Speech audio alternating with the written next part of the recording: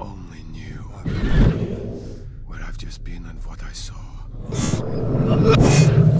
We've been waiting a long time for GSC Game World's Stalker Shadow of Chernobyl, and a lot of credit goes to the developer for making a game that you really don't see that often. This game combines first-person shooter mechanics with an open world, and for the most part succeeds, although it is limited by some technical flaws and just design decisions.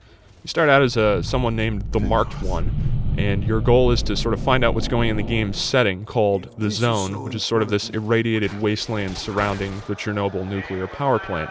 And inhabiting the little zones that make up the entirety of the zone are all sorts of weird mutant creatures. You'll find a bunch of militant factions, and you basically follow a main storyline that unravels the mystery of why they're even there in the first place.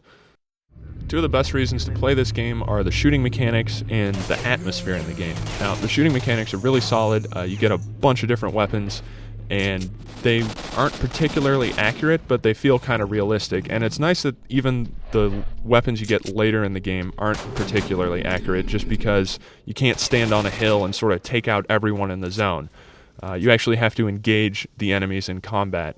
And while engaging these enemies, you'll be in for a pretty decent fight. For the most part, they act intelligently, they move from cover spot to cover spot, they'll even try and flank you, and they generally stay mobile.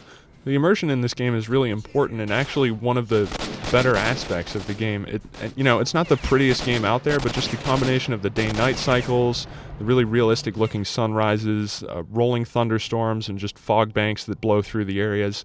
Combine that with all the crazy inhabitants, and it just creates this really distinct atmosphere that really draws you into the game and is a great reason to play through it. Now, while the shooting mechanics are solid and the world's really attractive, there unfortunately isn't all that much of a compelling reason to explore all of the world. If you follow the main quest for about 10 hours or so, you're going to have most of the most powerful armors and weapons in the game, and most of the side quests just offer up like ammo or money or something like that, so those aren't really that compelling a reason to do the side quest.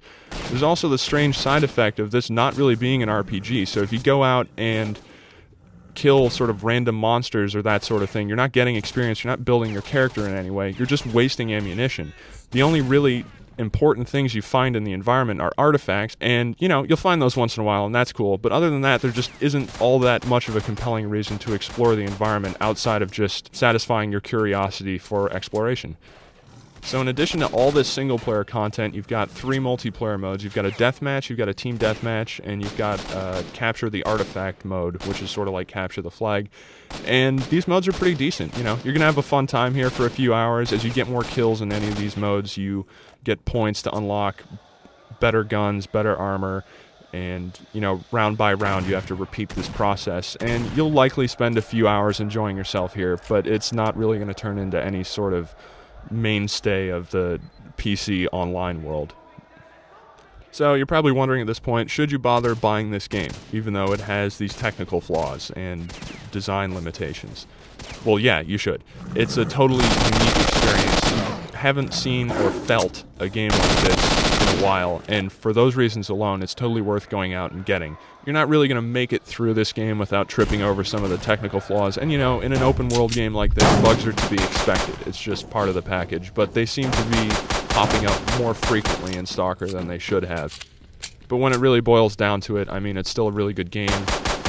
Deserves to be played, and hopefully, if maybe enough people buy this game, we'll see more developers willing to take chances with releasing titles that don't really conform to anything that's come before it.